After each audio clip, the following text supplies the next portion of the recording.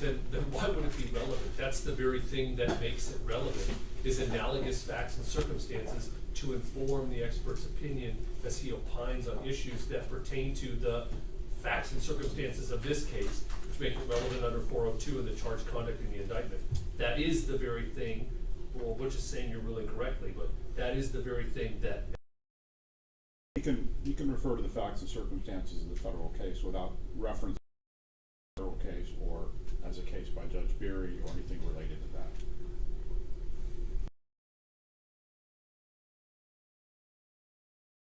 More the judge, but I'm not concerned necessarily about just the case named, but Your Honor, are you giving him authority to talk about there was a case in which 3 officers were accused of shooting a woman in her apartment who charged them with a hammer, the facts of this case, and the ruling was such?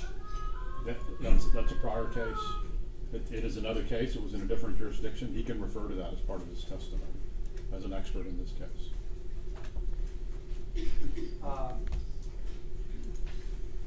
So the short answer is yes. Okay. So tell me with respect to the cases that you've read that have applied Graham v. Connor, that you believe informs the jury or helps the jury in making a decision on this case. I'm not sure what you're asking, sir. I'm sorry. Okay. Well, You want a list of cases? Is that what you're asking? yeah, I'm asking what do you propose to talk about the facts in particular cases you've read and how the federal courts have ruled on those? In this particular case, yes, but in the other cases as well. The cases that we're going to be talking about and the cases that I rely on as an expert give an overall legal theory of how the objective reasonableness is supposed to be determined. Graham versus Connor was not a win for the police in that particular case. It was simply a determination of how the courts and how we are supposed to review use of force from a reasonable person's objective standpoint. And all of the cases that we refer to, and I'm sure you know as an expert, I'm not going to rattle cases off the top of my head because we rely on research to do that, but all of the cases that follow that rely on that legal reasoning about what objective reasonableness is and what the standard is to determine whether or not the officer's actions were reasonable under those circumstances. So I will be saying that there are other cases out there that follow the Graham versus Connor decision, and in this particular case, they followed the Graham versus Connor decision. In that particular decision that I referenced, they did determine that it was reasonable. They did determine that the officers did not act excessively, and their actions were reasonable, as well as an exigency existed in this particular case. Are you prepared in discussing about the case if these facts that were discussed in federal court and the ruling was made in federal court that it only that it only applies to two of the individuals? Are you aware of that? I'm aware that it only applies to 2 of the individuals. However, what we're looking at here is the reason that it only applies to 2 individuals is because one of them wasn't included in the suit. He's still charged under the same premises as the other officers were, and that charging relates to his actions and his conduct at that particular scene. And because those actions are interrelated with these defendants, then the ruling about whether or not they used excessive force matches or applies to all 3 of the defendants, yes. You would agree that each one's subjective and objective belief is different. It's unique for each person. Would you agree? Yeah, when we're talking about determining use of force, absolutely. There is a subjective belief of the officers at the scene at that particular time, and that's the reason they did what they did. And the analysis under Graham, and in any analysis that we're looking at whether or not the officers' cases or actions were reasonable, is now we conduct an objective reasonableness determination to find out, given their decision, now let's look at all of the facts and circumstances that existed that made that decision reasonable. And I think that's what the court did in this case. In the trainings that you give officers across the state, the time that you've done so, do you also incorporate policies, police departments have incorporated for purposes of instructing their law enforcement personnel on how to protect themselves from liability and how to protect themselves from criminal charges.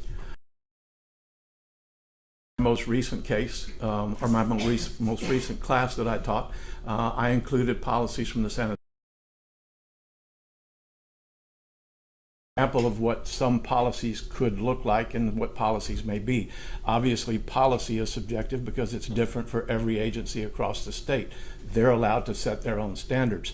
So that example is used in my classes, but the class itself and the trainings that I teach deal with this is what the Supreme Court says in determining reasonableness. This is the Texas standard under Chapter 9, and all of that is included in the class material. And why is that relevant? Your training and how police are trained, how is that relevant to whether or not objectively they had an ordinary and prudent person would have felt a particular way confronted with certain circumstances? Officers need to know, and they need to be taught, and matter of fact, that's the whole purpose for use of force training that TCO requires, and any use of force training that a department gives. They need to understand what the standards are in their use of force, and that it needs to be reasonable. It's a very extreme example, but we don't want to go out and tell officers, here's a gun, go out and use it however you want to. No, these are the conditions in which use of force would be justified, your actions would be justified, and I actually teach that and it is an accepted fact that anytime an officer uses force, anytime any citizen uses force in Texas, by statute, it is an offense. But the officers need to understand that while that is an offense, your actions can be justified under Chapter 9 that will exclude you from any criminal responsibility if these conditions are met. So you need to understand what it takes to be reasonable as well as justified in the actions that you take. And I'm sorry, Ben, Judge, I believe at this point in time we're getting beyond the scope of the 705 hearing. I believe this witness is well established, his qualifications in this area of inquiry is beyond 705 and is actually getting into the area of cross-examination. I don't believe it has been up to this point, but I am through. I am after his last answer, comfortable with what we've asked him. Okay. Judge, the state of the evidence is very clear. Lieutenant Jacob Butch is highly qualified, and he has sufficient facts and data, reliable principles and methods, and a lifetime of training, longer than my lifetime, to be honest. And he has applied them reliably to the facts and circumstances of this case, and he is entitled to render expert opinions in use of force standard and any of the other topics that might come up, with the exception of the policy explanation. Should that come up on cross-examination, obviously we'll have to reapproach on that issue as has become the practice in this court. Okay. And Your Honor, one last minor point. I want to make clear that in our joint defense agreement, we, on behalf of Eleazar Alejandro, two of our experts were Lisa and Butch Macheca, but in the interest of economy, we're agreeing to allow Jason Goss and Thomas Nisbet to conduct the direct. So I just want to make that clear, and I'm wondering if the court could so inform the jury as part of the joint defense agreement. I'll do it. I'll do it. Okay. Yeah. And Your Honor, as we discussed yesterday, the state would like, and the way this goes, is to do our cross-examination after they've all completed their direct. In fact, I got no objection to him testifying.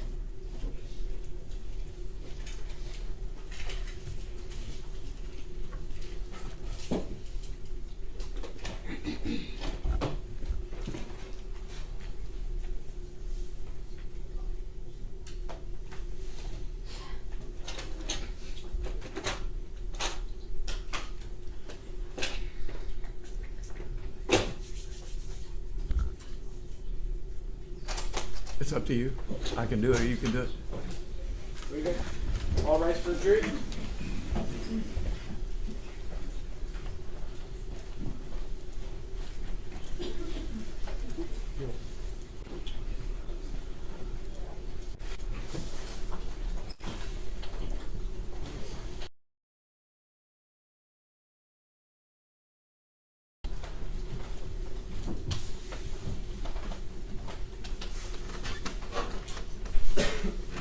10.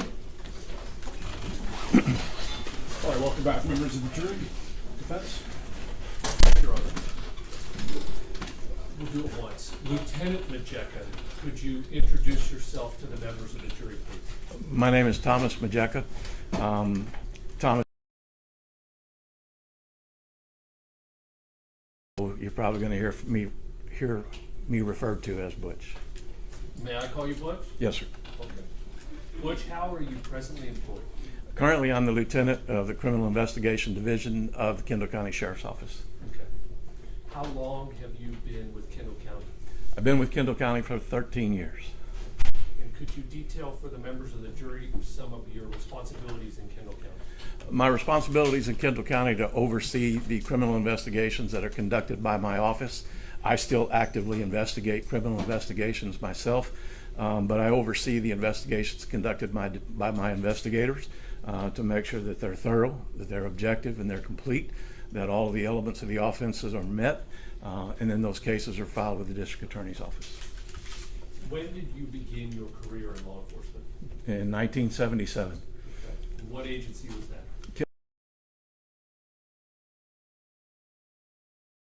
With SAPD, please. I started in, again, 1977, went through the police academy. When I graduated, I was assigned to patrol, and I served as a patrol officer for 10 years. Half of that time, 5 years, I was a field training officer for new probationary officers that were coming out. Worked the south side, southeast, and southwest sides of San Antonio on dog watch. Love nights. It's the best shift in the world. But in about 1988, I decided to transfer to the training academy at the police department. When I left and went to the training academy, I became the lead instructor for all the criminal law courses. I specialized in arrest, search, and seizure, code of criminal procedure, some other courses as well. So I taught a lot of the legal courses that were there. I did a number of things while I was there. I was an assistant tactics instructor. You can't tell it now, but I was actually an assistant PT.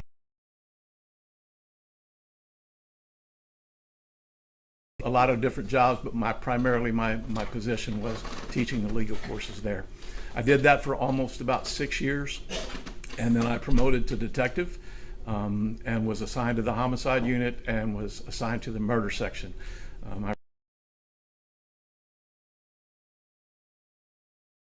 Incidents, use of force cases, any death investigation that came up, much like Detective Duke that you heard from. We investigated any death investigation that was there, and I did that for 10 years. In 1994, I was assigned to the officer-involved shooting team. We had in officer-involved cases. Eventually, I became the lead investigator for all. In 2002, I promoted to sergeant and went back to patrol for a very brief period to the homicide unit as a supervisor, and I went back again supervising murders and attempted murders, officer-involved shootings, and overseeing all of those investigations and actively participating in those investigations as well. How far do I go? Are we still in SAPD? Keep going. While I was at SAPD, I obtained an associate's degree in criminal justice. I'm going to need it. I then obtained a bachelor's degree in criminal justice with a minor in legal studies. That involved studying substantive criminal law, constitutional law, and legal research and writing, becoming more proficient in the legal aspect of all of the classes and jobs that I was doing. In 2007, I obtained a master's degree in justice policy from the University of Texas at San Antonio, and I was requested to become an adjunct professor at UTSA. I did that for 7 years. I taught Introduction to Forensic Science, legal issues in forensic science, violent crime, contemporary police practices, and trial and evidence. And after about 34 years, I had a family issue that needed to be addressed, and I needed some money to help my family, so that was my decision to retire after 34 years there. To start collecting on the SAPD pension. Yes. work didn't stop there. It did not. Where'd you go next? I lasted off for about 2 weeks before I was called by Cliff Herberg, who was then the first assistant district attorney at Bexar County District Attorney's Office, and I was asked to come to work for them. I became an investigator for the district attorney's office here, and I was assigned to the family violence section. My duties were to prepare cases that were indicted and unindicted, violent felony crimes against individuals for prosecution. I did that for 2 years. I was also part of the Capital Crimes Committee with the District Attorney's Office, and that was their committee that reviewed death penalty cases to determine whether or not a death penalty was an appropriate charge at that time. While I was with the District Attorney's Office here, I received a call from an old partner of mine that I worked with in San Antonio, who asked if I would come out and head up the Criminal Investigation Division with the Kendall County Sheriff's Office. And because it's the greatest job in the world, I said yes, and decided to go back to investigations, and that's how I began my career with Kendall County. So 47 years in total. You know how old I am? 42. Not 47. I won't say anything. I was doing this job before you even thought of it. Twinkle in my daddy's eye. Could you tell the members of the jury if you hold any special certifications? I do hold special certifications. I have a certification as a medical legal death investigator because of my background in murder investigations and death investigations. I decided to go into that particular specialty, and what that does is it gives us a much greater insight what basically the medical investigators for the medical examiner's office does. It allows us a better understanding of how to investigate death scenes and the evidence and signs of death that we see at these scenes, and understand after death occurs to give us a better understanding of what we're doing. I also went to, there's an agency called the Force Science Institute. They are a nationally recognized agency that deal with use of force investigations. Their focus is on understanding and explaining how things happen with officers, the perception and the attention and the memory issues and the context and the human performance issues of what officers encounter in an or a critical incident, also involves shooting. And it gives us an understanding of why things happen that help us better investigate these types of justification for that use of force existed. I obtained their basic certification in 2004, I believe, and in 2016 was the basic. 2024 and obtained their advanced certification in force analysis. So that is the highest certification that they offer. And so those are some of the certifications I have. Thank you, sir. Moving next to what did you review in this case in preparation for today's testimony? In preparation for today's testimony, I reviewed all of the information that was provided in the discovery packet from the District Attorney's Office. That included reports, statements, witness statements, officer-involved statements, body-worn camera, all related documentation from any individuals who wrote reports in this particular case that had something to do with it. I reviewed CPS reports from Ms. Perez, some of the past calls that have been made by made on Ms. Perez. I reviewed every document that basically existed in this particular case. In addition to that, because I was going to be asked to form an opinion on whether or not the officer's use of force was justified in this case, I continue to review the case law that existed on how to form that opinion about whether the officer's actions were reasonable or justified under Texas code as well as the federal standards as well. So I reviewed all of the case law in any cases that involved or similar to this particular case as well. And for the members of the jury, the statutes, right? The Chapter 9 statutes in the Penal Code, yes. The case law, the science behind use of force that you're certified in? Yes. These are all topical areas you teach in as well? Yes, sir. I've been teaching that, as I said, since 1992. And if members of the jury saw you listening to all the evidence throughout trial and they heard from, say, Detective Platt, you're the individual that teaches those courses? Yes, sir.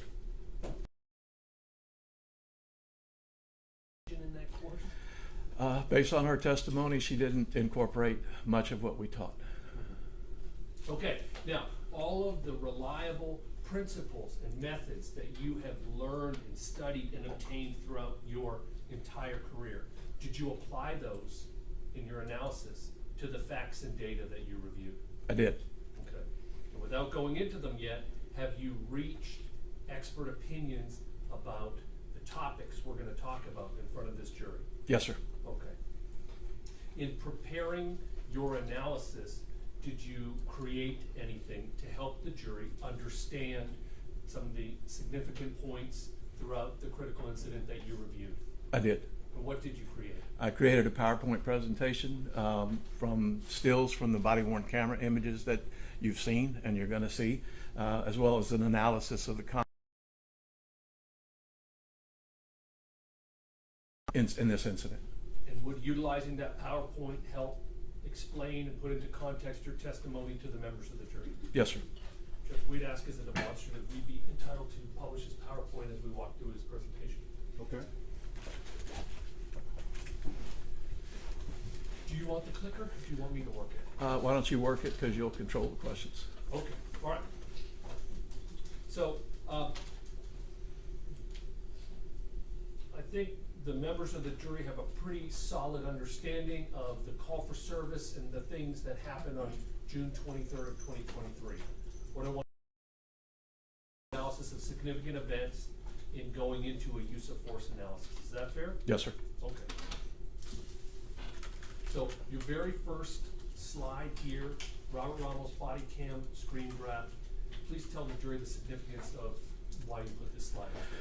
I included this slide in there because in the review of the material that I was provided, especially the arrest warrant affidavits and Detective Soto's report, there was a lot made, a lot of comments made or implications made that the window in this particular case was obstructed, that the officers, or she never really had an opportunity to harm the officers because there was an obstructed, a television there obstructing that window that prevented her from doing so.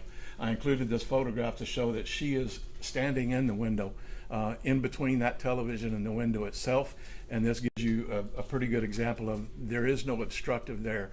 And so those comments that the window was obstructed and she could not have harmed the officer, no reasonable officer would believe that she could have.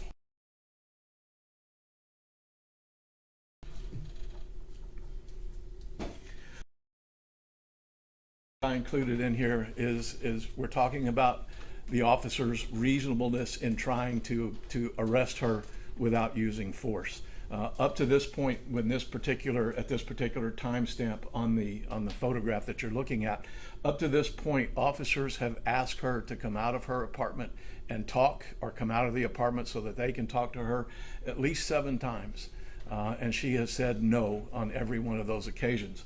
In addition, she's mentioned the fact that you need a warrant 5 times up to this particular point. Now, the question about the warrant being included in there and whether or not a warrant was necessary is not really what her intent was. And the reason that I included this was because we can determine, based on what she said, what her intent about mentioning that warrant is. And the content and context of these remarks is clear because, if you'll hit the next area, at 101:45, she makes the comment, "I'm not going to get arrested." You'll hear that on the video. At 102:13, she makes the comment, "I'm not coming out."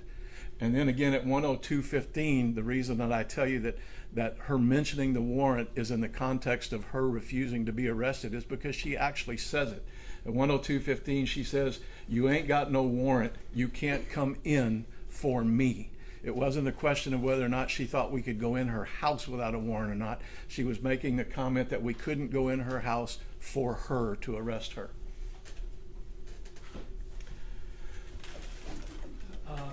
Moving next to a screen grab from Jonathan Salinas' body-worn camera at 1:40:50. What's the significance of this, Bush? What's missing in some of the, especially in some of the investigative reports by Detective Soto, included, or that was applied for in this particular incident, is the fact that on the actions of the individual who was resisting that particular arrest and offering force against us. There's no mention in a number of reports about Officer Salinas being assaulted twice before the candle was thrown at him in that particular situation. So I included this in here to show you that. And there was also some mention by the state is it wasn't visible on camera. You didn't see it on camera. Well, looking at the body-worn camera, you can actually look up in this little circled area here, and if you look intently, you can see her hand, okay, coming forward toward, and it is in front of the television. You can actually, if you look real close, you can see 4 fingers of her hand that are in front of that particular television. And this is really all that we can see on the body-worn camera. And there's a reason for that.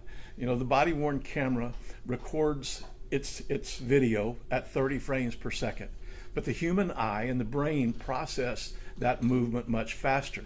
So we see things happening in a much faster area, but the camera itself makes decisions. The algorithm that's in the camera software actually makes decisions about what frames it's going to include in that 30 second or that 30 frame second. So there, it will look smooth as it's played to you. You'll actually see it looks smooth playment, but there's a lot of things that are missing because the speed of the camera that it's recording at is not picking this up. You can actually see this in the body-worn camera that you've been provided and that you'll look at. When one of the shots are being fired, you can see fire coming from the barrel of the weapon. But in another, when the other shot is being looking for redundant images to eliminate to get it down to that 30 frame per second category to keep that size of the video manageable. So we're able to get 1 frame realistically of Melissa Perez with swinging that hammer for the first time at Officer Salinas, and this is all we can see, but we know it happened, not only because other officers saw it, but we do have body-worn image camera that will show that. Would this be a known limitation on body-worn cameras to experts in the industry? It is. It's one of the limitations. The other limitation, of course, is distance, which is something Detective Soto testified to. He said when he looked at the body-worn camera, it didn't appear that Melissa Perez was that close. But anybody who understands body-worn cameras and who teaches use of force, because this is one of the things we want people to be aware of and officers to be aware of, is the limitations on body-worn camera with the software, the algorithms, the curved lenses, the quality of the lens that's being used will create distortion. For example, if you were to take your phone out right now and point it at me and take a picture, and then look at me sitting here and then look at that picture on your phone, I'm going to look farther away. So by Detective Soto analyzing that body-worn camera and saying, well, to me it didn't look like she was really that close, you got to understand that to these individuals who were standing there, that action and that person was so much more closer than it was depicted on the body-worn camera. So that is a limitation that has to be considered in any investigation. And is there a way during your investigative process to gain more information between those gaps of frames or between those distortions from witnesses at the scene? Absolutely, and that's really the only way that you're going to get that information, because we know the camera might not capture it all without understanding that it is recording, but it's not capturing everything. The best way to get that information is from witnesses who are actually standing there and seeing it at a faster speed, because our eyes and our brain function and process that information much more quickly. Hey, Ben, can you hold up? Example being an eyewitness on scene saying she was this close. Yes, they're much more capable of seeing that than in live testimony than they are in the body-worn camera. Okay, next slide, 140/50. Again, so we're inside of the same second frame of Jonathan Salinas' body-worn camera. What did you find significant here? Here, as you said, we're still in that same second of the attack, and you can see her fist is no longer in front of the camera, or in front of the television, and you can see that the arm is beginning to pull back. This is just the beginning of that cocking, and if you'll go to the next slide, you'll see that here and now we've got her arm pulling back in this particular fashion. She's preparing again for another swing, simply because we've talked about our Officer Salinas being swung at twice with that hammer, or an aggravated assault on a police officer at least occurring twice. This image shows the preparation for that second swing. Again, I'm 1 second later, what's the significance? the significance in this video is there are a number of things here that we need to pay attention to. The first thing is, again, that obstructive. The claim by the investigator that this window was obstructed, so it's not reasonable to believe that Melissa Perez body-worn camera. And if you can see, her arm is outside of that window. The hammer is outside of that window. And respectfully, Mr. Harris made the comment that he thought the window screen was knocked out when Officer Salinas pushed it through. We can actually see here that hammer is actually what's causing that window screen to be knocked out. But the point here is her capability of getting outside of this window to strike somebody who is in that vicinity is certainly objectively reasonable. Moving 2 seconds later to 1:40:53, what was the significance here, Bush? Here, again, we've had 2 swings, 2 attacks on Officer Salinas already, but in this particular case, it doesn't appear that Melissa Perez is willing to stop the attacks. She's actually backing up. She's pulling back with her arm again and maybe preparing for a 3rd strike, but the only reason to pull back like this is to threaten the officer that he's about to be attacked. And of course, if we look at Chapter 9, when we're talking about the justification to defend ourselves against another's use of unlawful or attempted use of unlawful force, that word attempted use is in there as well. It's not just the actual attacks, but it's the attempted attacks on us that provide that justification as well. So he's preparing for at least another strike in this particular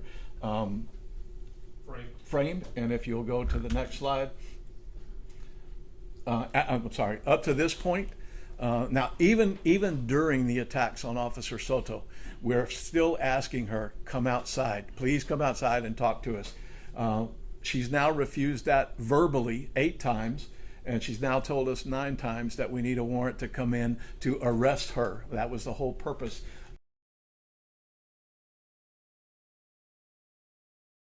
Mr. Salinas telling her, you're going to get shot. And her response was, shoot me. I don't care. I mean, she didn't say I don't care, but that's the message that's being sent. Shoot me if you want to. As that's go ahead. We have some things to talk about on this one. So at 1:40:55, Jonathan Salinas body camera. What was significant to you in this frame? In this particular frame, again, this is just a few seconds or a second or so after she's cocked that hammer back. And I say that she's intending to swing again because she moves from that position between the window and the TV in the photo. She moves from that position behind that small wall that's right there. And you can actually see her peeking around the corner with that hammer cocked back. And to me, that shows the intent to continue that attack. I'm looking for another target. If you're there, I'm going to hit you. That's the only purpose for moving back and taking that, we'll call it a tactical position, to protect her from the officers getting to her, but also to launch another attack against the officer. Is it significant at all that she is taking these positions with a firearm being held by a full-duty police officer being pointed in her direction? It is. And why? It's significant because you're talking to come out because she knows she's going to get arrested. Taking these tactical, you know what? I'm old. I forgot you. I forgot where I was going. It's okay. All right, let's do this. I don't want to miss any flow. Something new, okay? Did you count the number of panels on that wall up to where Melissa Perez center mass would be? I did, and yeah. So if you count them from the bottom, 1, 2, 3, 4, 5, 6. 6 would be the exact position of Melissa Perez. You can see that she's bent over just a little bit in this particular photo. But if she was standing up behind this wall, then you would see that center mass for her would be right at number 6. And that'll come in importance a little bit later on in the presentation when you see where some of these gunshots went. But standing up at that area, that is where she's actually trying to hide and not be subject to that any attack by the officers on their part. Next slide, 14105, Jonathan Salinas. What do you got for us here, Bert? This is it's a still shot, but if you were to look at this in a little bit faster, a couple of slides at all, you can actually see this is right after she picks up the candle. Again, her intent is not to go back to jail. Her intent is to attack the officers, because she stops attacking with the hammer, goes back and continues to yell at the officers, but then picks up an object for no other reason than to throw it at the officers and try and hit them with it, because we know that's exactly what she does. From this frame forward, now she starts to come forward with that particular attack. Okay. Next frame, 14110 on Jonathan Salinas' body worn cam. Here we see her arm cocked and she's ready to throw that candle out the window. Again, this shows that that window was not obstructed, and her actions in being able to get to a police officer and cause injury if she could, that she's perfectly able to do that. And her arm is cocked back, indicating here comes. Again, by this time, she's now refused to come out 9 times. She's verbally refused to come out 9 times by saying no. And she's also now reminded us that I'm not coming out to get arrested 11 times based on her comments about you need a warrant. Okay, let's talk a little bit about why this was significant here. Okay.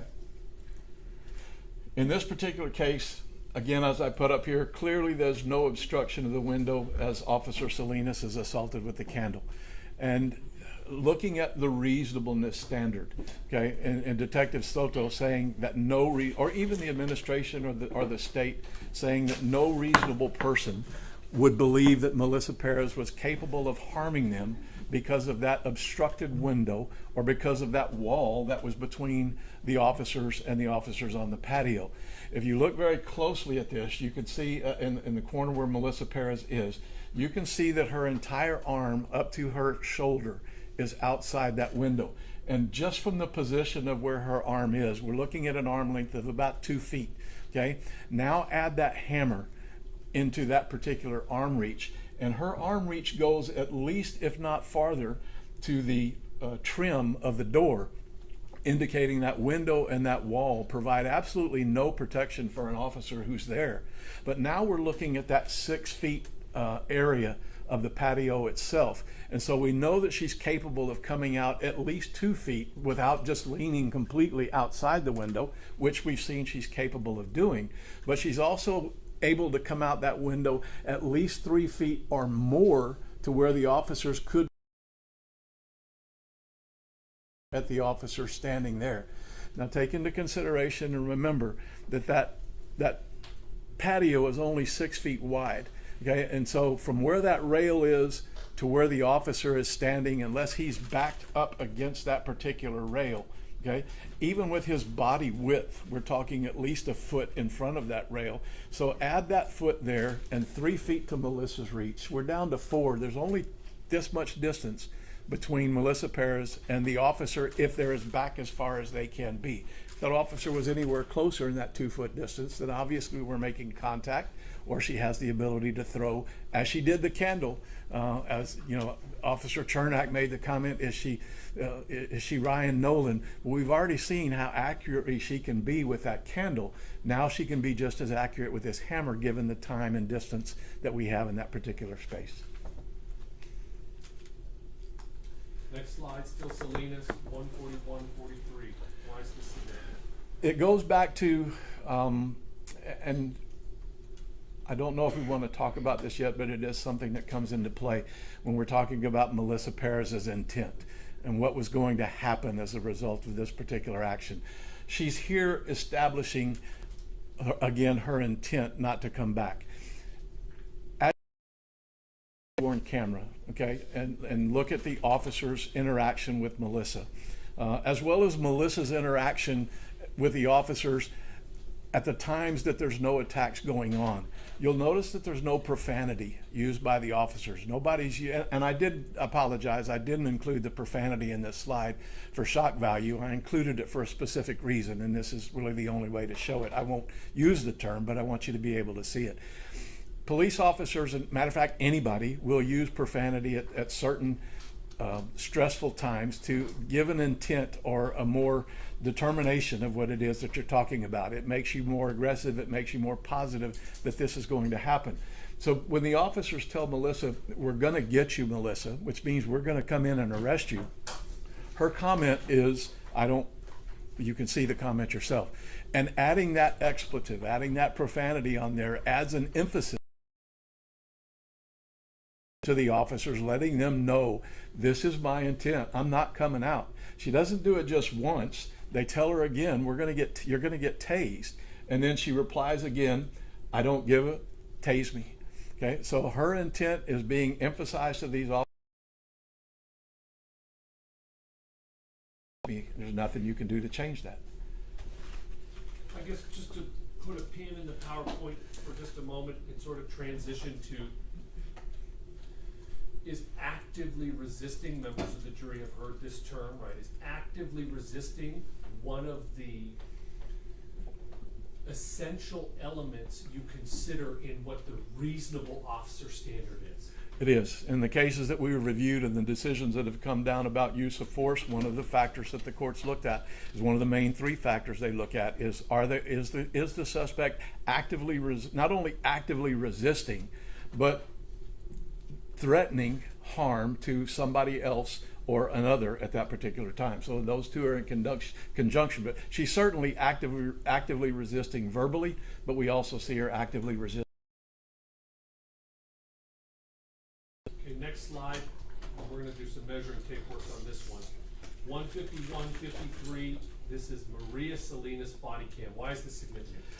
This is going to be significant, again, because it goes back to the investigation that was done here in Detective Soto's premise that when I saw what on the video, it didn't look that close to me. Well, the reality is how close does it have to be? Officer Villalobos' entire upper body is in. We're going to do a measurement here to show you how much that is. But now add on, again, that 3 feet of reach that Melissa Perez had, given her arm and defending her body position, can be even more than that. Add that to the equation and you can see she really doesn't have to be that close, distance-wise, perception-wise, to actually cause injury to the officer. Do you know how tall Lug is, Bush? 5 foot something. He'd be happy if you rounded up. Reach the gentleman's hand over here. Judge, can we use the wall for demonstration? Yes. Thank you. You want to step down, Butch? Sure. Bring the hammer, please. All right, gentlemen, back up for me. Man of the hammer, Butch? Sure. I'm going to give the hammer to Alejandro, who is about the same height as Melissa Perez was. And I'm going to ask you, Alejandro, to stand over here and just extend the hammer up as if you were swinging it. V, I want you to bend at the waist, bend over like you're in the window that night. And then we'll say this close, okay? So I'm gonna go from, you wanna take the measure tape over there, Butch? I'm gonna go from V's butt. Tell me when you're there. I'm here. Okay, I'm touch your butt, sorry man, 74 inches. So that's 6 feet and 2 inches. Is that a significant factor in the visibility of this body camera angle, which we see partially obstructed by the rail? It is. With him being inside there, she has that 6 feet 2 inches reach to be able to injure him. And how quickly that individual can close that space in that amount of time. We know that in about, we talked about the tool rule, but in about a second and a half, that 21 feet, that second and a half, you can cover about 21 feet. And so how quick, in a second and a half, to get to the back of that, the couch where it was, is about 14, 16 feet. She's there that quickly to be able to, I only need 8 feet to get to where Officer Villalobos is leaning in through the window. I can cover that 8 feet in less than a second.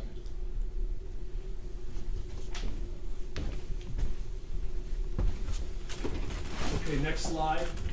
Villalobos body worn camera at 151:52, what's significant here? I included this because the significance in determining reasonableness is partially based on what an officer believed at that particular time.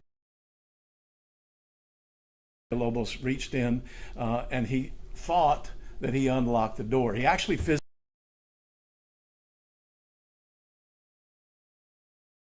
and then of course Melissa Perez comes at him. So in his mind, he thought he unlocked the door. He actually told other officers that, and everybody there at that particular time believed that the door was unlocked. And again, it's a dishonest statement to put in the affidavit for arrest warrant and the investigative reports that were done, and any report that was done.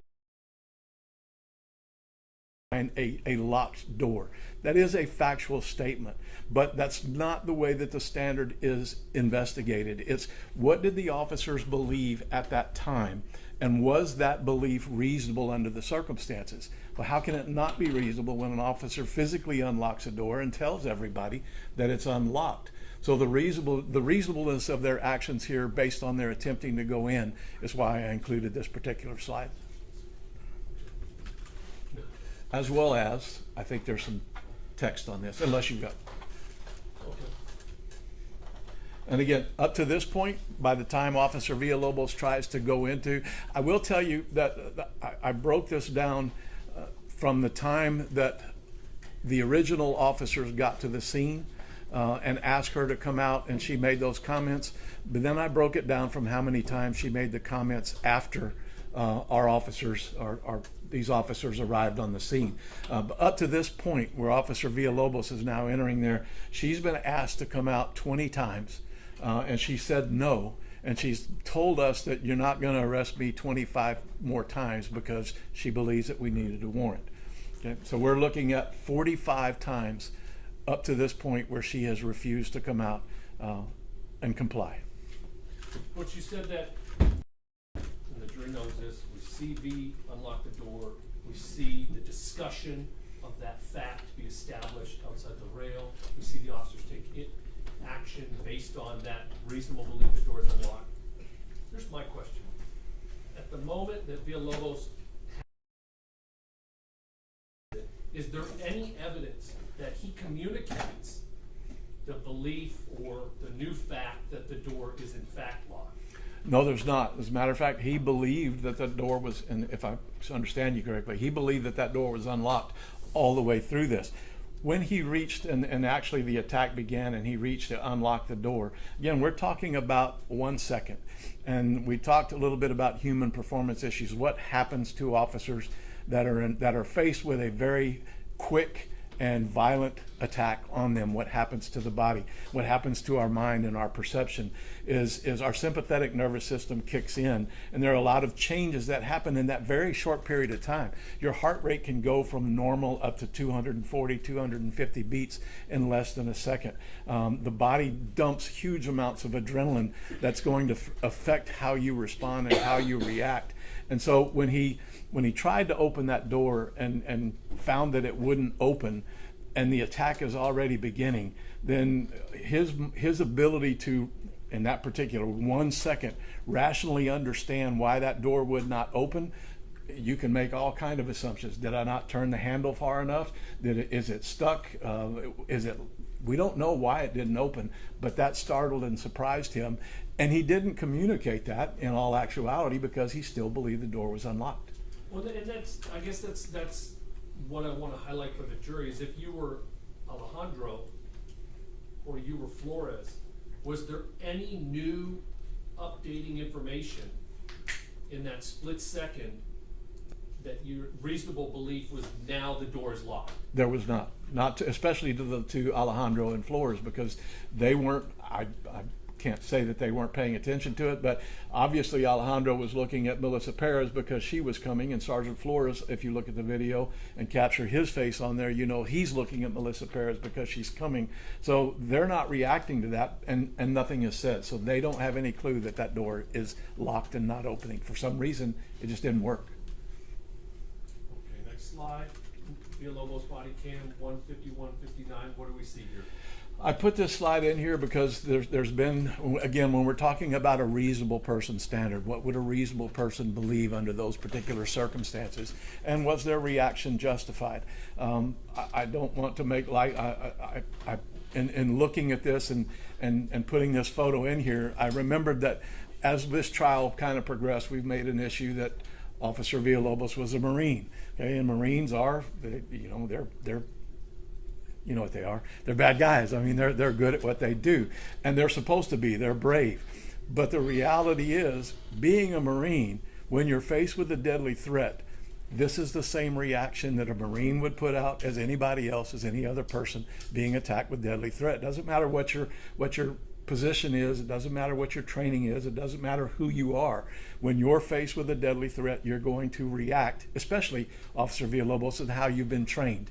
And his response to that fear, to that deadly attack, was to draw his weapon. And it's a reasonable response under these circumstances.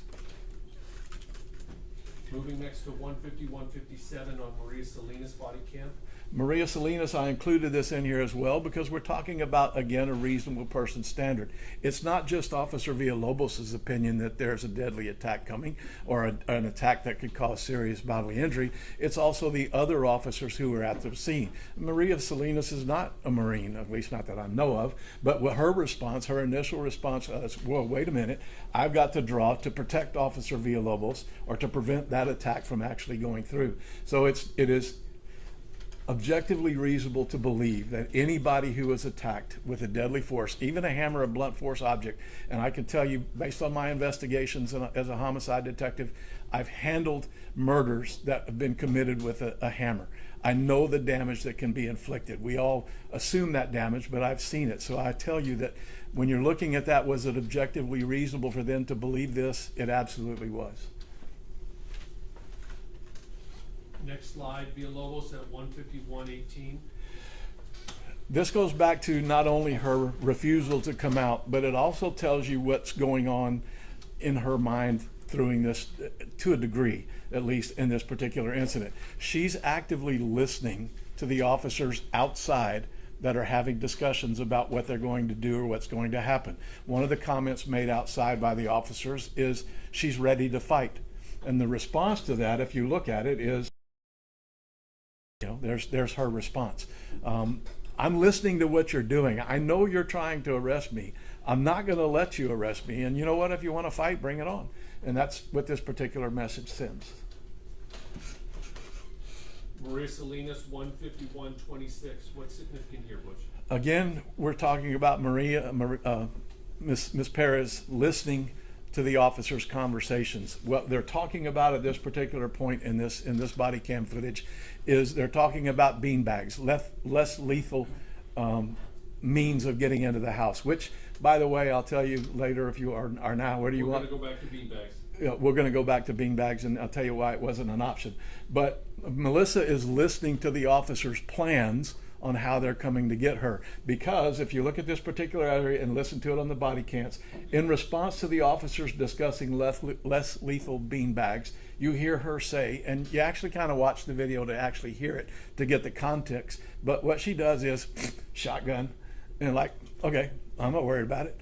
And it again, established her intent is not to comply and not to come out. Travis Thompson's body cam at 156 even. What's significant here, Butch? I put this in here because, again, it shows there's a lot of maybe comments been made about de-escalation and the officers trying to get her to come out peacefully. They were doing, aside from some of the stupid stuff that was done early on in this particular call that these guys had nothing to do with. But now we're trying to peacefully get her to come out of that particular car. You don't want to talk to me? I added this in there because Officer Thompson is now asking her to come outside again in a very calm, very de-escalating kind of way. And again, her response is, and I say that I can tell you why she's not coming out, what's in her mind. What's in her mind is expressed by the voices and the terms that she uses. Nope, she's not coming out because I'm going to get arrested and because I already know how this works. Moving next to 156 in Thompson's body cam. What was significant here? You'll hear Officer Thompson trying to reason with Miss Perez and trying to get her to, and trying to understand, why are we here? Okay, let's calm this down a little bit. You tell me why you're here. Let's try and talk this out so we can resolve this peacefully. So tell me what happened. And again, we go back to Melissa Perez's state of mind. I was talking to the fire department. 2 officers came and disrespect me. They tried to arrest me, and I'm not having that pre-arrest, false arrest, or false accusation again. You know, even though you're rationally trying to speak with her, to get her to come outside and give up peacefully, she knows what's going to happen, and she's not going to have it. So we move to 156.35. What happens then? This is just another example of the officers trying to do this peacefully in the wording that they used. And Officer Alejandro, who's at the scene now, who started talking to Ms. Perez.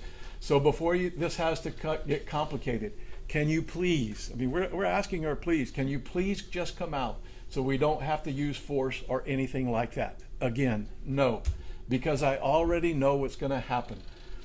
Alejandro asked her, what's going to happen? And her response, like previously, I've been arrested for false accusations. I'm not having it anymore. You want me to come out so you can arrest me? And she says, I'm not doing 45 days again for false accusations because I've been there, done that 3 times. I've been arrested. I know what's going to happen. It's not happening this time. What's the count at now, Butch? We're at 71 times. 23 times she's verbally told the officers, no, I'm not coming out. And 48 times she's told the officers that they need a warrant to arrest her, to come in and arrest her. So we're talking about 71 times that she's had an opportunity to come out, and she's refused to do that. And again, this goes back to the significance of the resisting arrest and the level of resisting when it's considered in the objective officer standard. Yes, sir. Okay, 20206. What do we see here? I didn't go too much. You've seen the video of the shooting multiple times. So what I decided to do here, Alejandro had not had his weapon out at this particular time. He's still trying to get her to come out peacefully, even as the officers are Sergeant Flores and Officer Villalobos are going over the,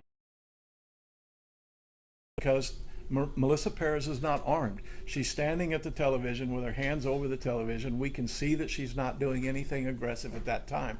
And so he's not being aggressive or taking any aggressive action at all. But when Officer Villalobos and Sergeant Flores go over that rail, okay, this is coming at the officers, and this is where he now begins to draw his gun in response to that threat that's coming. Which I want to ask you about just a couple seconds before this, because what you said I think is significant. We've heard testimony about they can see the suspect's hands over the TV, and that was significant. We've heard testimony about going against an unarmed suspect is better than going against an armed suspect. But I want to talk about the significance of the pause. When Villalobos first mounts the rail, he pauses, and he's told to pause. Why? Honestly, I don't know the answer to that. Okay. At the point at which I do know, and I can tell you that during that pause, and when he did pause, that Sergeant Flores had still notified or still visualized that she was at the television with her hands over the television, and he's now telling Officer Villalobos to go. She's still unarmed. Let's get through the door. Let's get her under control before she can get to that hammer. I don't think the pause was significant in any way except for him going over and Sergeant Flores saying, we're still good because she's still unarmed and she's still right there. And because we think that door is still open, we're going to make it through and get her before she gets that hammer as an attempt to attack us. Next slide, 20206. This time we're looking at Maria Salinas body-worn cam. This is from Maria Salinas, and again, it was just an opportunity to show you that Melissa Perez had the opportunity to assault Sergeant Flores. We know because of how far she can get out that window, he's completely vulnerable at this time. Is it reasonable for another officer to believe that a sergeant who's going over the rail and an attack is coming, is it reasonable to believe either serious bodily injury or death? And looking at his position, Sergeant Flores' position, as we said before, his back is to Melissa Perez. His back is to the door, not because he's trying or he's done anything tactically inappropriate. It's the only way to get over that rail. Even climbing over the rail, it's really not real easy to keep your head turned around. So you put your trust in the other officers that were there to protect me during that time. And that's what was happening here. Sergeant Flores is exposed. He's vulnerable, and Officer Alejandro sees the attack coming. You can see his arms coming up because he's already got in that shooting position. Okay, next slide. Now let's talk about beanbags. This is a little bit blurry, but who is that on the left side of the frame? On the left side of the frame, that's Sergeant Ed Rivera. He is the individual who had possession of the beanbag. And really, I think when we're talking about reasonableness, I need to point out that it's on the video. You'll be able to see it. You'll have to find it.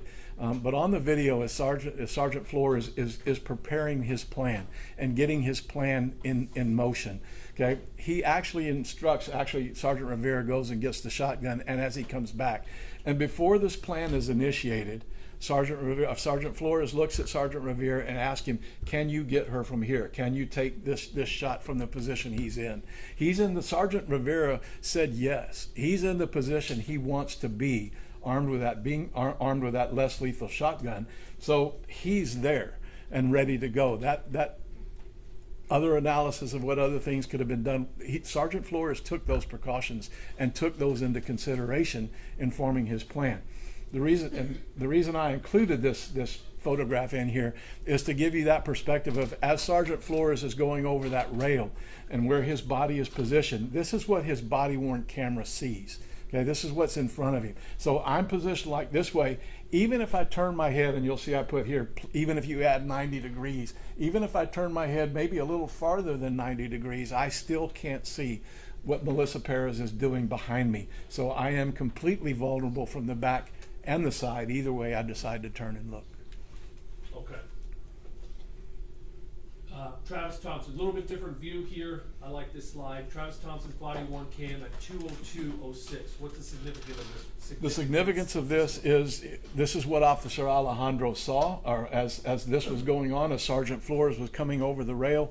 This is the attack that Melissa Perez has already begun, even before Sergeant Flores has the capability of getting over that particular rail. So now we know he was even more vulnerable because, again, remember what I said about how close the individual is based on the body-worn camera. She's actually appears a little bit closer than this. So she's very close to that window, capable of causing that serious bodily injury to Sergeant Flores had she thrown that hammer through the window. And we don't know whether she was going to throw it. We don't know whether the strike actually stopped it from going through, or whether Officer Alejandro's firing caused her to stop. But we do know that she intended to attack, and that attack actually started because her arm is coming forward and it hits that window, knocking that glass out, that very large pieces of the window towards Sergeant Flores. So at this point, let's discuss a little bit more about that stress survival response, okay?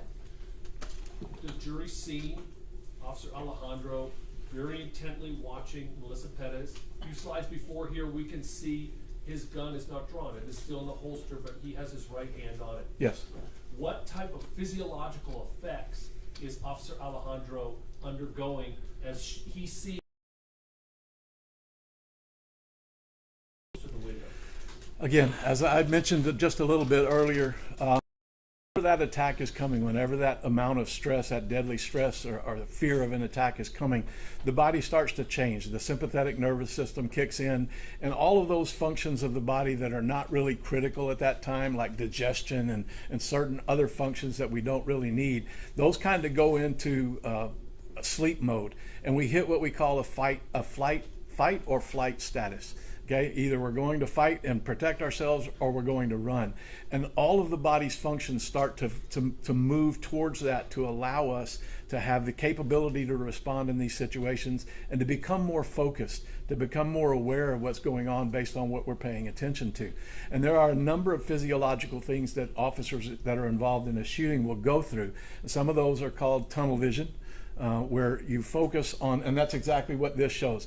In a tunnel vision situation, you're not aware of anything that's going on around you. We kind of refer to that as inattentional blindness. I know that in this particular case, Sergeant Flores is right here, but I ain't looking at him. And actually, in the time that this is happening, I can't see him because my attention and my focus is narrowed down to where that particular threat is. There's also things called auditory exclusions, where your body shuts down and your hearing, while it may be enhanced just a little bit, you can actually not hear things that are going on. We've handled officer-involved shootings. I've handled officer-involved shootings multiple times where officers can't tell you how many rounds they fired, but their gun is going off 8, 9 times and you're hearing it go off. But your body excludes that information because it's not critical at that particular point for me to be able to count how many rounds I'm firing. There's a number of other effects that affect officers, and I can tell you from personal experience. I was involved in a shooting early on in my career when I came out of the academy, and I actually experienced this. I had that tunnel vision where I fired at a woman who was coming at me with a knife, but directly behind her was an EMS technician who was on scene to kind of prevent what was going on. And there was a house behind her. But the only thing that I saw was that woman coming at me. And the only thing that I saw after I fired the weapon was where the bullet struck. Because that's all your body is capable of, or all you're capable of looking at that particular time. So we see that effect here with Officer Alejandro. This is what he's looking at and this is what he sees. And I don't see anything else, and I may not even hear anything else as a result. Next slide, Maria Salinas, 20206. I included this slide because, again, it shows that the glass is breaking. This is a kind of a blurry vision, but there are other slides in here. I think the next one may be a little bit more clear, and you can see the size of this glass that's coming out of that window and hitting, that's possibly hitting Sergeant Flores. Now, there is something that really hasn't been discussed. We talked to you about how the glass can hurt somebody, cut somebody, cause serious bodily injury. But what we really need to kind of focus on to determine whether that's reasonable or not is, it's easy to say, but really when it happens, if I get a cut on me, is that really going to cause serious?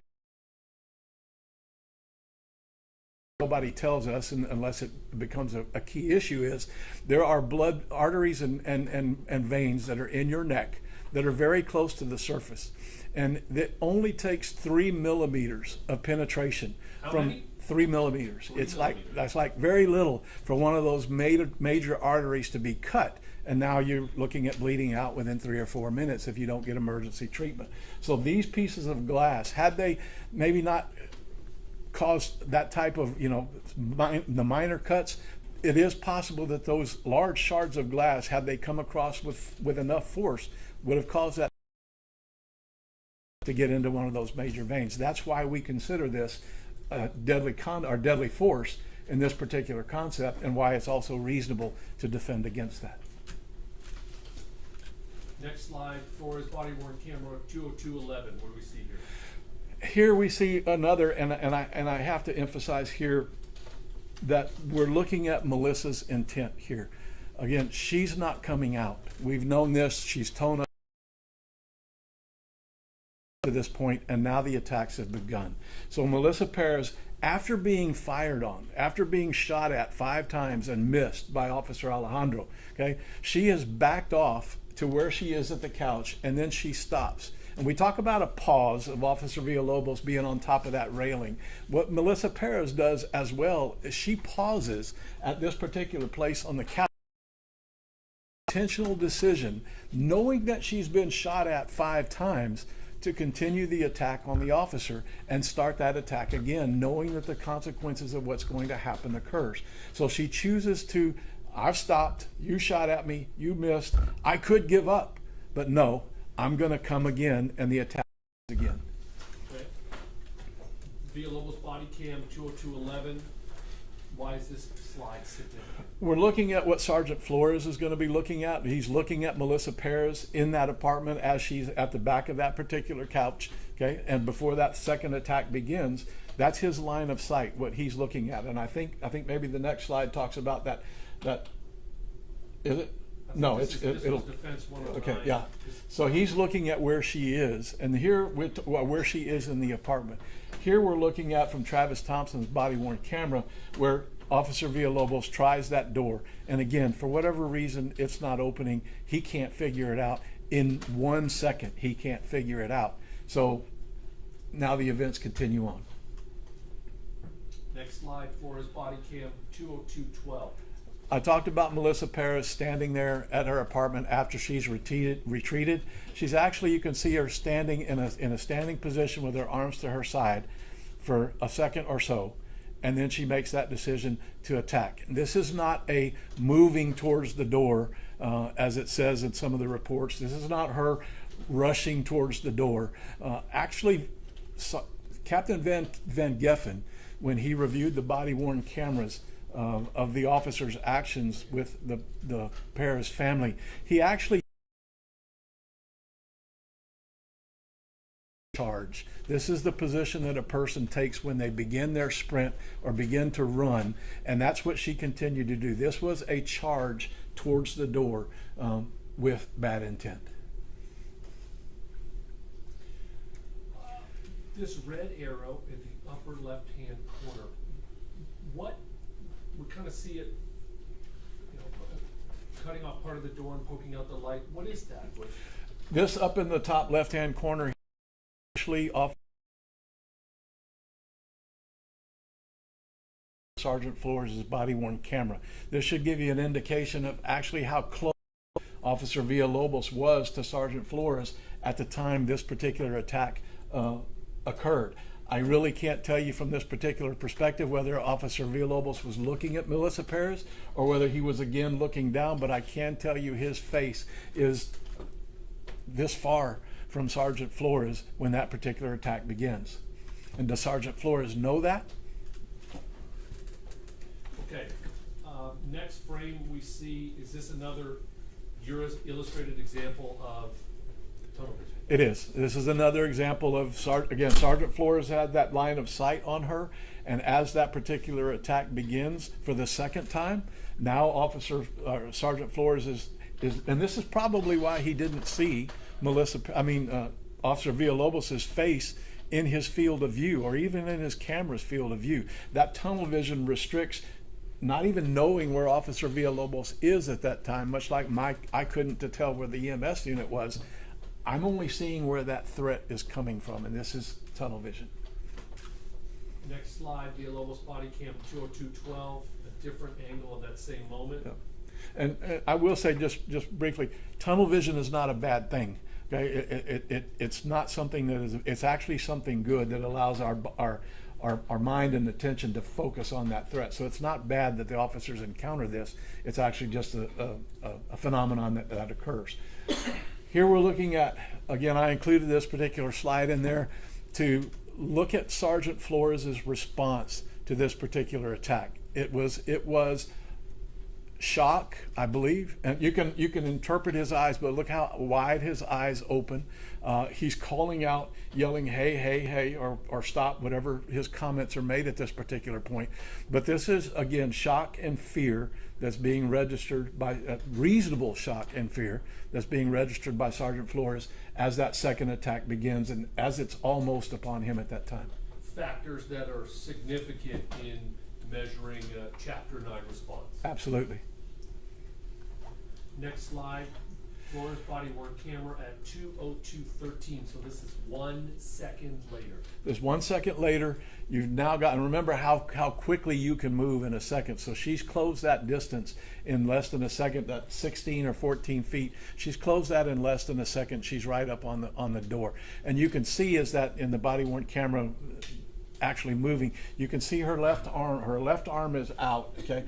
And in her right arm, she's got that hammer that's now coming back in, not necessarily a tomahawk this way, but it's now coming back for a swing to be coming around this way as well. And this is right before Sergeant Flores fires his first shot, as she's ready to attack and she's ready to strike at that particular point. But circling back to there was no announcement that the door wasn't working discussion. And that's what I've been wondering here. You said her left arm is out like this. is it a reasonable belief that she would be going for that doorknob? Absolutely. And again, remember, that door was, everybody believed that that door was unlocked. Okay, but Melissa Perez may have known that the door was locked. She's the one that locked it. So as she's approaching, if she believes that she needs to come out that door, then at least she's either reaching for the doorknob to come out the door to make the attack, or she's reaching to unlock that door before, so that she can get through it to get where she wants to be. Tunnel vision? Tunnel vision again, but clearly focusing on that camera is up and raised, and again, remember, body worn camera distorts the distance, so she's very, very close to that door. So anybody that's close to that door is subject to serious bodily injury or death. Okay, next slide, 20213. Sergeant Flores, we taught you that tunnel vision, okay, and he can see that her arm is up in this particular air at this particular point in time, so he believes that she's going to strike. Would a reasonable person who is about to be attacked with a hammer be justified in using self-defense or using force to defend an individual's oncoming attack of unlawful or attempted use of unlawful force? Okay, and you'll see while that hammer is up, he's firing his first shot. And if you look just right above where her arm is, you can see the indention in the door. I think there's a picture on the next slide that shows where it's gone through. You've seen that. But this is his first shot that's up while her arm is still up in this particular position. Do you have an expert opinion whether that is immediate or apparent danger of unlawful deadly force? It is not only apparent, it is immediate danger. Officer Villalobos body cam at 20213. What do we see here? This is a continuation of Sergeant Flores' expression and response to that particular attack that was coming. You've got that wide-eyed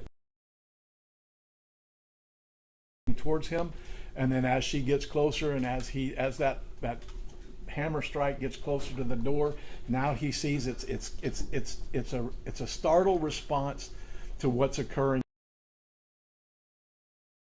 Now I got to shoot, and this is right as his first shot. You know, Butch, I just noticed something. Will you step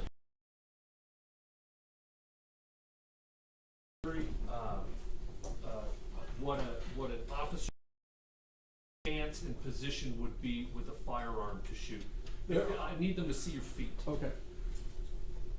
There are a number of stances that you can be trained with. It really just kind of depends on the officer themselves. But the majority of officers that I've seen in training, when we go to qualifications and the training classes that I've been to, this is called an isosceles stance, where you're standing with your feet about shoulder width apart. You're getting a good balance on this. Your arms are locked out in front of you to absorb that recoil and to keep that weapon steady as you fire the gun. There's other stances where you can take this stance, what's called a Weaver stance, which is kind of like a martial arts stance, where you're getting a little bit of balance and control here, and you're still doing the same thing, locking your arms out, absorbing that recoil and making the weapon steady. But you'll see a lot of officers, a majority of officers, you'll see them adopt this stance when there's some type of a quick or response that needs to be done quickly. It's draw and shoot, and that's what you see mostly in all of the videos here. Just if you stay here for me and entertain me. Looking at Sergeant Flores' back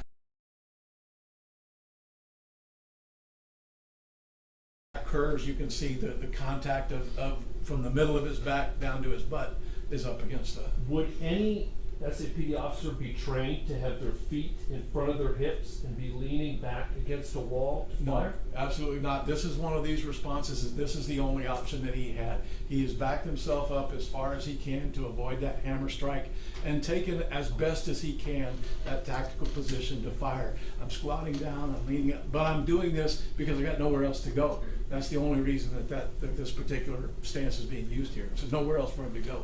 I mean, could he stand straight up and get off the wall? Yes, but again, we're talking about his movement to avoid that particular attack, as well as I've hit the wall, there's nowhere to go, this is all I got.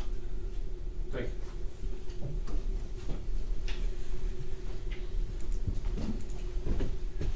Okay, next slide. This was a scene photograph. What's the significance here, Butch? We've seen this photograph, you might recall it from the CSI talking about, this is where Sergeant Flores is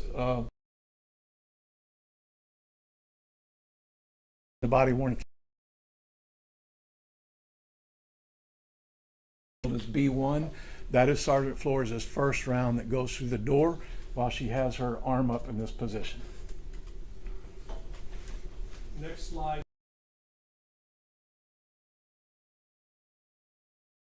Hammer swing. You can see that that hammer is no longer back here. It's starting to come down. You can see the change in the position of the hammer itself. It's being pulled back so that as that swing begins, it's in that position. Over here on the left side of the frame, we see Officer Villalobos. Do you know Officer Villalobos' dominant hand? He's right-handed. Okay.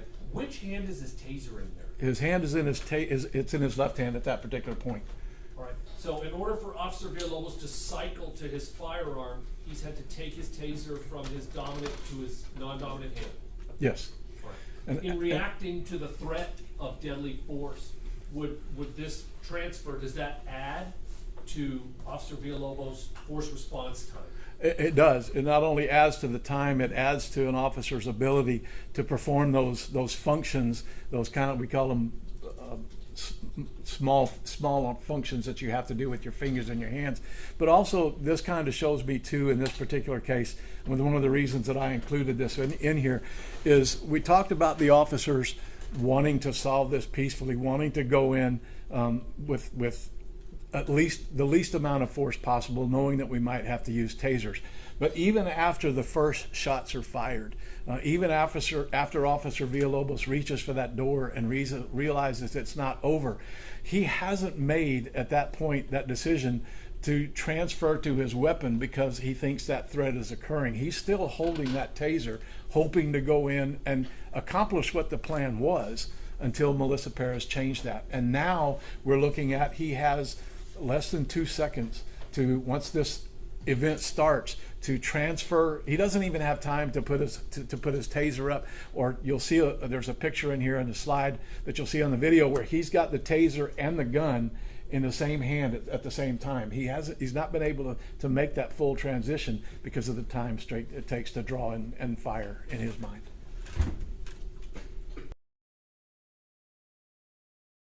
Second later. This is, as you can see, Melissa Perez's arm has come down in that particular attempt to strike. This is Sergeant Flores' second shot, and if you look closely, just below the first shot, there's an indentation in the door. You'll see it in the crime scene photograph next time, but you can see where the second indentation into the door panel is. We know this is Sergeant Flores' second shot, and again, at this point, Officer Villalobos has not had time to transition from his taser to his weapon. That is an ongoing process. You know, there is studies out there and information out there that tells us how long an officer has to have a response time. That's the time that he's react to that threat to where the body actually begins a movement, and that's about 0.56 seconds. Okay, before that I realize the threat is coming, I have to draw my weapon. Just the time I have to start moving to do that is the time that's there. Now I also have to draw my weapon from a level 3 that you have to defeat before you can draw your weapon. And we're looking at about 1.5 to 1.6 seconds for that to happen from a level 3 holster to get on target. So if you're wondering why it took Officer Villalobos 2 seconds to get to that point, he realized the threat was there. He made the determination to fire, take into consideration his response time and the time it takes him to draw, and it matches up accurately from what you're seeing in the video. And just for the jury's benefit, that level 3 of a holster, that's to protect the gun from falling out, protect people from taking it out unwillingly, things like that. Yes, there are actually 3 security issues in the holster that prevent it from being taken away from you. Next slide, scene photo. B2 is actually the second shot from Sergeant Flores. We've already seen that as it goes through the door and strikes Melissa Perez. Next slide, Flores body cam 20214. You've seen, and it's really hard to see because you want to believe that Sergeant Flores' third shot is what knocked all of the glass out of the window. That's not what happened. His third shot actually goes through, and there's a better picture of it in a second here, but it actually goes through right here, you can see the hole that his third shot made. It does shatter the glass because this is that tempered glass that as soon as it hits, it breaks, but it doesn't actually, the glass is actually knocked out by Officer Villalobos trying to get through the door. So, things in this at 202:16 on Flores body cam. What do we see now on the left side of the frame? What we see now is you've got Officer Villalobos has already drawn his weapon, and as you can see, Melissa Perez is not visible in the door, nor is she visible in the window. And you can see where his weapon is pointed. Melissa Perez is behind this very small wall here, and he knows that that's where she's at. He can't see her, but he knows she's there, and he knows that she's still armed with that hammer. And then over here on the right side of the frame, Officer or Sergeant Flores is doing what with his left arm? Honestly, I'm sorry, I can't tell you. You look at his uniform, the two stripes that you see there, you can see his sergeant stripes on the top part of the shoulder here, but we also have stripes on our uniform to show the amount of years of service that we have, and that's these two stripes here, and you can see those two stripes are up in front of his head at this particular point. Okay, the next slide, we're going back in time 7 seconds, 2:02:09 on Nathaniel's body worn camera. Why was this significant? Well, you're looking at, again, after Alejandro's first shots, we still has Officer Villalobos with the taser in his hand. His intent is to still go through that door, make it through the door to arrest Melissa Perez as peacefully. I know that peacefully sounds terrible, but that's this, as with using as least amount of force as possible to get her under control. So Officer Villalobos still is here hoping that he can get through that. But what you see is Melissa Perez has retreated back to her couch, and she's bent over the couch. She's not hit at this point, okay, but she's bent over the couch, and that's what I talk about. She bends over, she stands up, she gets herself together again, and now that second attack happens. This is right before that occurs. We've got a few slides left. The next slide, Villalobos body cam 2:02:15. Yes, this is the beginning of Officer Villalobos' shots. As you can actually see, as I mentioned before, he still has his taser in his left hand, and now he's got his weapon in his right hand. I haven't had time in that very short period of time to make that complete transaction, but I know there's a threat, and I know that very small section of the wall. That threat is capable of either coming through that door on his right or coming through that window on his left. But I know where she's at, and that threat is ongoing. So I need to see the weapon is pointed directly in the middle of this particular wall, about 6 planks up, which is where Melissa Perez's upper body would have been, and his intent was to stop that particular threat as it came through. So going to that 6 planks up, the next slide, crime scene photo we have in evidence. The significance was the 3-shot pattern on that center wall. Why? The 3-shot pattern is within that 5 and 6 plank count as you go up. This is where had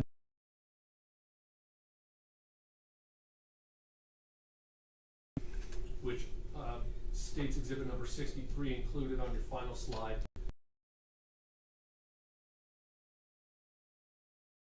six and one in number 5, which would have been center mass. Okay. Butch, I want to transition a little bit to talk about capturing that eyewitness testimony, right? Taking statements. This is something you teach a course in. I do. We heard a little bit from Detective Platt. She said, well, I don't want to ask any questions. I don't want to do any additional investigation. Just put down what you think you need to put down, and that's what we'll do. Yep. Do you see any issues in that from an investigative expert's standpoint? Absolutely. And what are those issues?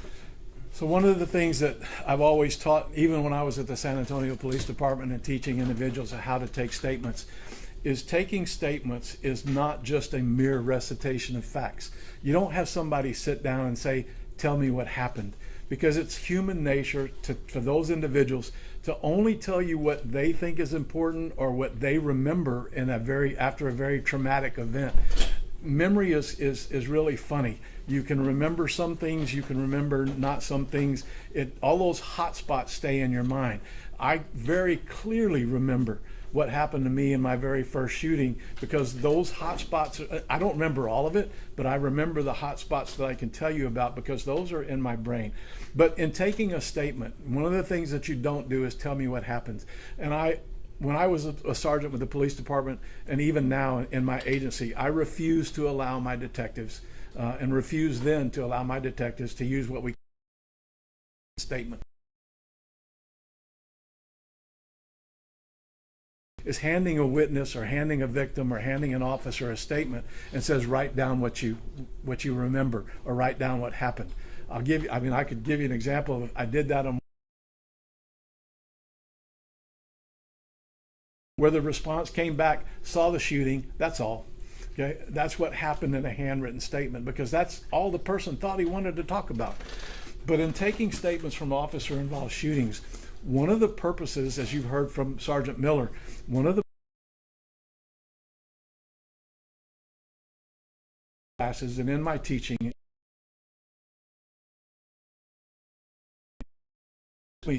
it's not on you. It's my responsibility as an investigator. I'm tasked with the task of determining whether or not this officer affirmative defenses, if there's any reason that criminal charges shouldn't be filed in this particular case, that's on me to find out. And I can't find that out if I don't ask questions. I remember during testimony, a statement was made, well, Sergeant Flores didn't tell you anything about, now I drew another blank. He didn't tell you anything about the bid. The response was, no, he didn't. No, he didn't. It's not Sergeant Flores' responsibility to, first off, it's not physically possible to remember every single thing that happens in a traumatic situation. There's actually courses that are taught out there that teach how to get that information from individuals who are witnesses or who've been involved in a traumatic event. One of them is a cognitive interview process, where you ask them what happened, and then you go back and you ask questions to clarify, and then you go back and have them tell you what happened from backwards to forwards. All of that stimulates the brain to recall certain events, and you're looking for specific information to address questions. Why? Why did you fire at this particular point, officer? Okay? The answer you're going to get from most police officers is, I was in fear for my life. Okay? A legitimate reason to fire. But when we're trying to determine whether justification exists, the next question should be, why were you in fear? What factors did you see? What was occurring at that point that caused you to be in fear for your life, to justify that statement? And that process has to be done throughout the taking of the statement. You can't just sit there and say, tell me what you want. It's my job to find that out, to draw it out, because that's the purpose of that particular investigation. And that was not done here in any way, shape, or form. Judge. All right, let's go ahead and take a short break.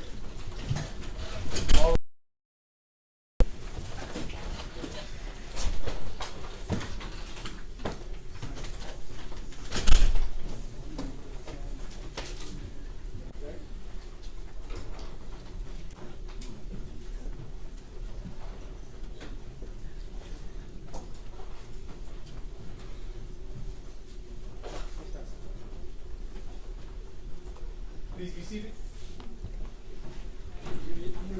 Huh?